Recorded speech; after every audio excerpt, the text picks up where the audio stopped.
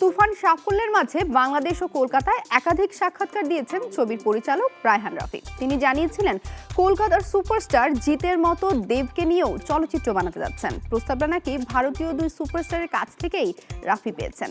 সত্যি কি তাই? রায়হান রাফি নাকি এখনো তাদের চূড়ান্ত সিদ্ধান্ত জানাননি।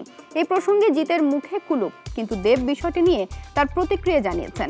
দেব তার সমাজ মাধ্যমের পাতায় এ প্রসঙ্গে একটি পোস্ট করেন। ইনস্টাগ্রামের স্টোরিতে একটি সংবাদ মাধ্যমের খবরের অংশ ভাগ করে দেব লেখেন, খবরটা সত্যি নয়, তবুও আমার তরফে তার জন্য শুভেচ্ছা। তবে একটি সূত্র জানাচ্ছে রাফি এমন কোনো কিছুই দাবি করেননি, তবে এমনই একটি ইঙ্গিত দিয়েছেন এক পডকাস্ট সাক্ষাৎকারে। তিনি জানিয়েছিলেন তুফান সিনেমার পরে কলকাতার বড় দুজন স্টারের কাছ থেকে অফার এসেছে, কিন্তু তিনি তাদের নাম বলেনি।